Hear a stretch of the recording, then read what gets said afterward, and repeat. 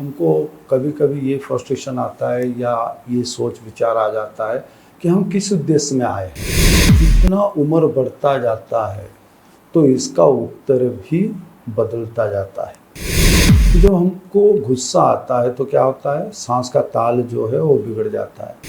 अगर हम आदमी हैं तो हमारा काम यही है कि सांस की जो ताल है वो ताल सही रहे। तो भगवान का दिया हुआ जीवन के साथ ये व्यक्तिगत जीवन का कोई संबंध नहीं है। जय गुरुदेव, जय श्री जगन्नाथ। मैं हूँ आपके साथ लिप्सा। आप सभी को फिर से स्वागत करती हूँ हमारे पावरफुल स्पिरिचुअल प्रोग्राम समाधान श्रृंखला में। उम्मीद करती हूँ भगवान की कृपा से आप सब बहुत अच्छे होंगे।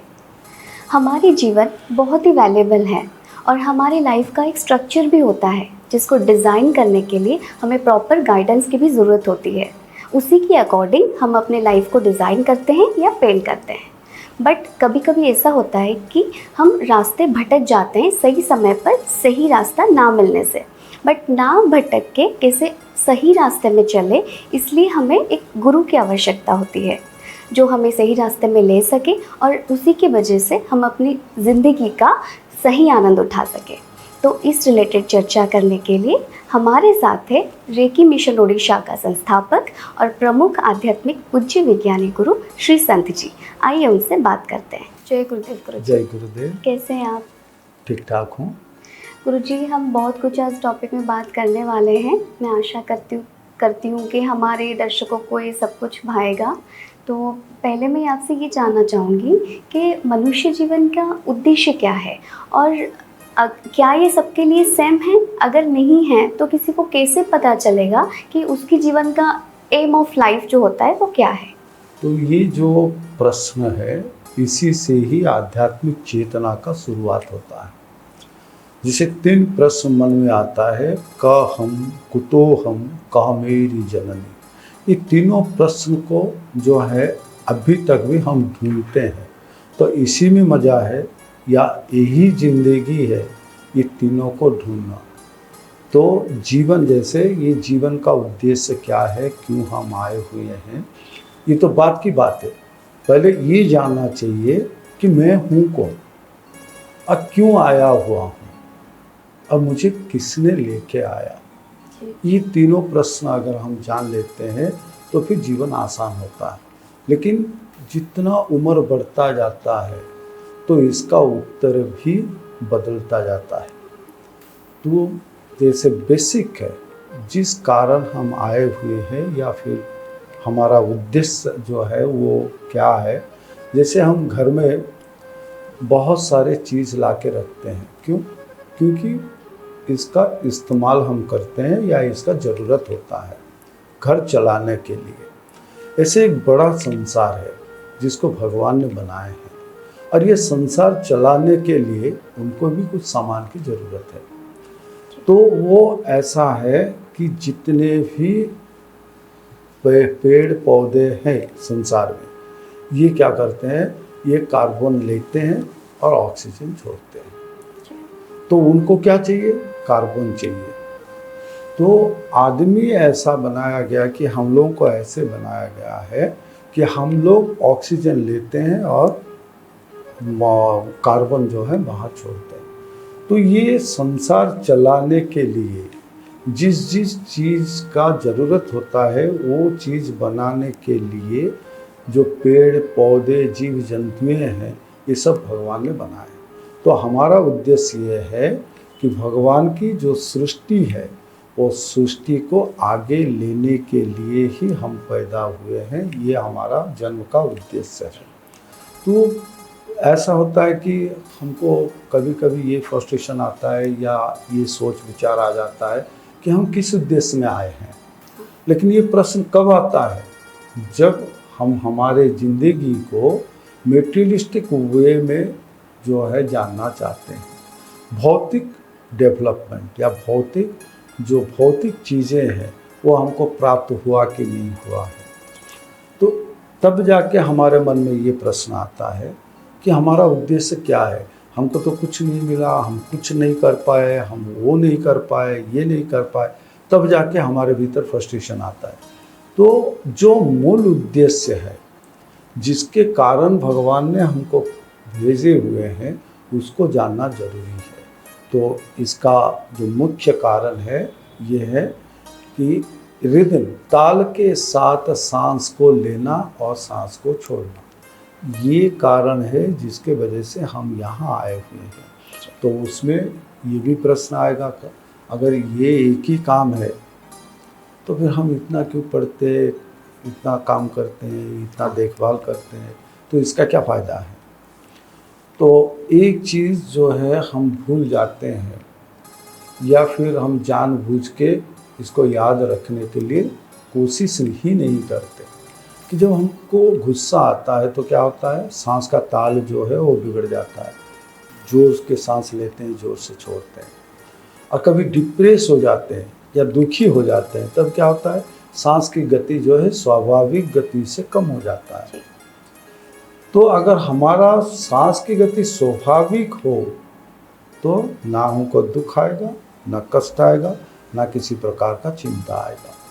तो ये उद्देश्य पूर्ति के साथ हम एक अच्छी ज़िंदगी जो है अतिवाहित कर सकते हैं। तो इसके लिए हमको ये जानना ज़रूरी है कि हमारा उद्देश्य जो है यहाँ आने का, बस सांस की गति को स्वाभाविक बनाए रखना है। जी, तो गुरुजी सभी के लिए सेम है, हम सभी के लिए। बिल्कुल, तो इसीलिए तो हम सब जो है आदमी है। अगर हम आदमी हैं तो हमारा काम यही है कि सांस की जो ताल है वो ताल सही रहे। तो ये अगर इससे ऊपर हम जाना चाहते हैं, जैसे हम आदमी से थोड़ा ऊपर, जैसे हम बोलते हैं ऋषि मुनि या महापुरुष बनना चाहते हैं, तो फिर ताल में जो है हमारे चेतना के साथ ताल का परिवर्तन करते हैं। अगर चेतना के साथ ताल का परिवर्तन करते हैं तो जैसे शास्त्र में भी लिखा गया है कि भगवान को प्राप्त करने के लिए सांस की गति जो है, सांस की जो ताल है, उसको परिवर्तन करने से भगवान प्राप्ति होता है। ये इससे थोड़ा ऊपर जाते हैं। लेकिन स्वाभाविक अगर आम आदमी की तरह हम जीवन को अतिवाहित करना चाहते हैं तो सांस गति जो है वो स्वाभाविक होना जरूरी है। और ये स्वाभाविक सांस लेना और छोड़ने का जो क्रिया है, वो क्रिया संपादित करने के लिए ही हम यहाँ आए हुए हैं, और ये सबके लिए समान है। तो गुरुजी हम जैसे बोलते हैं, हमें जो पूछते हैं कि आपके एम ऑफ लाइफ क्या है, हम बोलते हैं कि हम डॉक्टर होंगे, इंजीनियर होंगे, तो मतलब उसके बाद भी हमें कुछ उद्देश्य रखनी है लाइफ में, जो कि तो ये हो गया कि दोनों चीज़ें एक साथ सोचने से कभी कभी हमारे मन में भी जो है द्विधा आ जाता है। कैसे कि एक चीज़ जो है हम सोच रहे हैं जो हम लोग बनाए हैं या आदमी से बनाया हुआ है, दूसरा जो भगवान से बना हुआ है। तो ये जो सिस्टम है, तो ये सिस्टम हम लोगों ने बनाए हैं, जो हम लोगों ने लक्ष्य जो है स्थिर किया है कि वो डॉक्टर बनेगा, इंजीनियर बनेगा। हाँ। ये जो पढ़ाई है या वृत्ति है, प्रोफेशनल लाइफ, तो प्रोफेशनल लाइफ इसमें एक ऐड हो जाता है लाइफ के साथ प्रोफेशनल लाइफ, वृत्तिगत जीवन। तो वृत्तिगत जीवन के लिए जब हम सोचते हैं, ये हमारे द्वारा ही स्थापित किए गए पद्धतियाँ हैं या प्रक्रियाएं हैं, लेकिन भगवान के द्वारा स्थापित प्रक्रिया नहीं है। तो हम जो है चर्चा कर रहे थे जीवन के बारे में, और ये जीवन जो है वो भगवान का दिया हुआ है।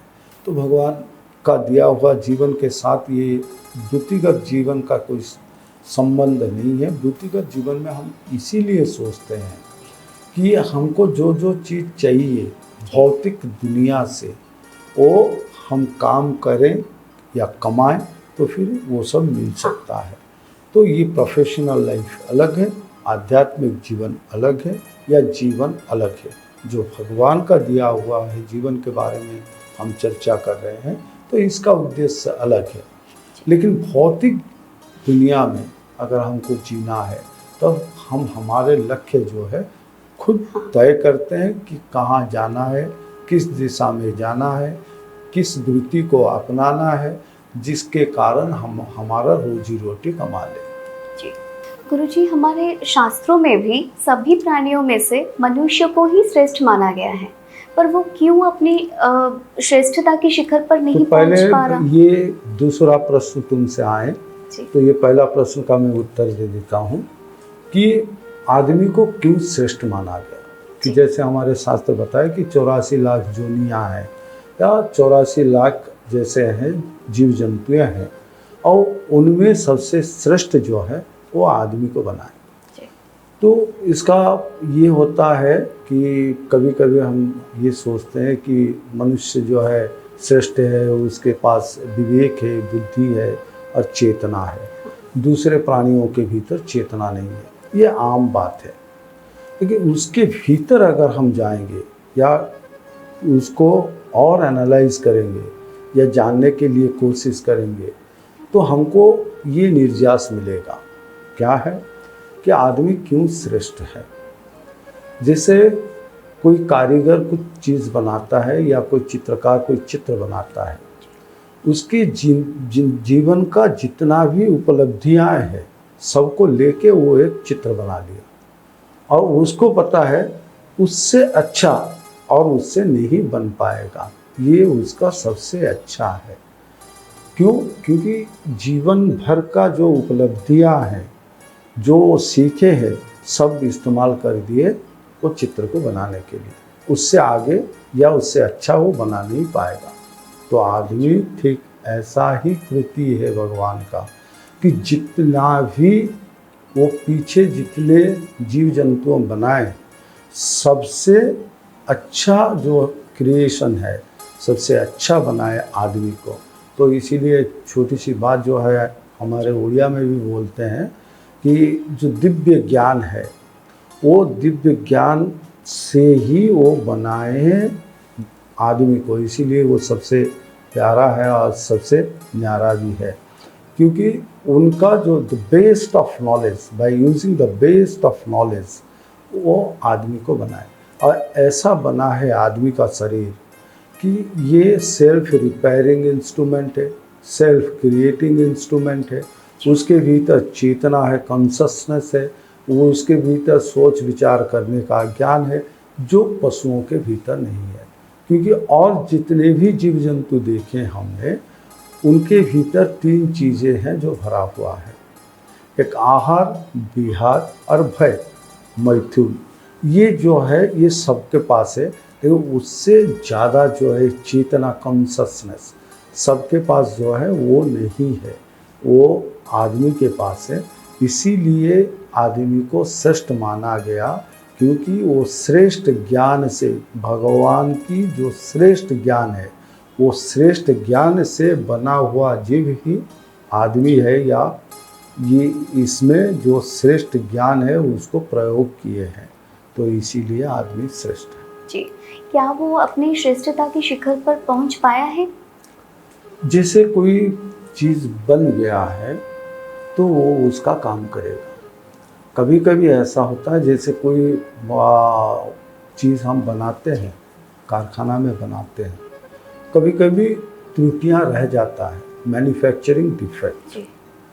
तो ऐसे कभी कभी हो जाता है, जो कमियां हम देखते नहीं हैं, क्योंकि उसका जो है परसेंटेज इतना कम है, उसको हम कभी देखते नहीं, अनदेखा करके चले जाते हैं। तो आदमी को जैसे श्रेष्ठ बनाया है, वो श्रेष्ठता का जो पौड़ी है उसमें आदमी पहुंच चुका है, आदमी पहुंचा हुआ है। जैसे हम बोलते हैं ना कि पिछले जन्म में बहुत सारे पुण्य करने के बाद ही आदमी पैदा होता है आदमी की जोनी में। तो इसमें क्या है कि पुण्य का फल है, तो पुण्य फल से अगर कोई आदमी बना हुआ है तो फिर वो अपना श्रेष्ठत्व जो है उसका निदर्शन देता है, इसमें कोई संदेह नहीं है। तो आदमी हर समय जो है उसका श्रेष्ठ कर्म जो है, सांस को लेना और छोड़ना, वो कर्म वो सही ढंग से करता है। लेकिन दूसरी चीज़ जो हम सोचते हैं कि अगर वस्तुगत दुनिया में हम सोचते, भौतिक दुनिया में हम सोचते हैं कि वो वहाँ तक पहुँचा कि नहीं पहुँचा जहाँ वो सोच रहा था, वो अलग बात है। क्योंकि ये भगवान का बनाया हुआ दुनिया नहीं है, ये वृत्तिगत जीवन है, प्रोफेशनल लाइफ है, ये सब जो है हम बनाए हैं। तो ये संसार को रखने के लिए भगवान ने हमको भेजे, और ये संसार को सुंदर करने के लिए आदमी अपने चेतना सत्ता के लिए, जो हम बोल रहे हैं कि जो कॉन्शसनेस, जो चिंता करने की जो शक्ति है, वो आदमी के पास ही है। और वो क्यों भगवान दे रखे? क्योंकि भगवान सृष्टि कर लिए, उसको और सुंदर बनाने के लिए आदमी को कोशिश करना चाहिए। इसीलिए उनके पास ये चिंतन करने का शक्ति भगवान ने दे रखी है।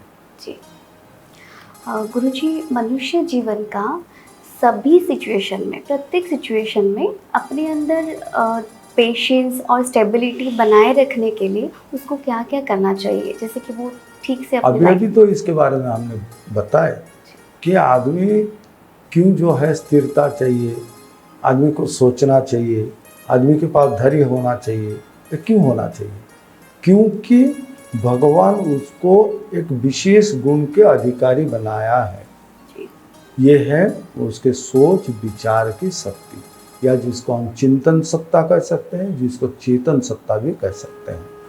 तो ये जरूरी है कि आदमी के लिए आदमी इसके ऊपर ध्यान दे, और उसी विचार के साथ जो भगवान की सृष्टि है उसको और सुंदर बनाने के लिए क्या वो कर सकता है, वो सोचना जरूरी है। जी गुरुजी, आज तो समय हो गया है, तो हम और भी बहुत कुछ बातें चर्चा करेंगे हमारे नेक्स्ट एपिसोड में। तब तक के लिए आपको भी बहुत बहुत धन्यवाद, आप इतने समय दिए। बिल्कुल। जय गुरुदेव गुरुजी। तो आज हम सुन रहे थे कि हमारे लाइफ के एम क्या है, हमें कौन सी लाइफस्टाइल फॉलो करने से हमारी लाइफ और भी बेहतर बन सकता है और हम अपनी लाइफ के पूरे आनंद उठा सकते हैं। तो इसी टाइप के और भी बहुत कुछ अच्छे अच्छे टॉपिक्स को लेके हम आएंगे हमारे नेक्स्ट एपिसोड्स में। तब तक के लिए आप जुड़े रहिए हमारे प्रोग्राम समाधान श्रृंखला ओडिसी खबर के साथ। All stay blessed. जय गुरुदेव। हमारे कार्यक्रम समाधान श्रृंखला के माध्यम से यदि आपके मन में कोई समस्या, द्वंद्व या कोई सवाल है तो आप हमें 9861033075 नंबर पर व्हाट्सएप कर सकते हैं। आपके सभी प्रश्नों के समाधान के लिए पूज्य गुरुजी सरल रास्ता बताएंगे। हमारा यह कार्यक्रम समाधान श्रृंखला ओडिसी खबर चैनल पर देखना ना भूलें। हमारे साथ जुड़े रहने के लिए हमारे चैनल को सब्सक्राइब करना ना भूलें। जय गुरुदेव।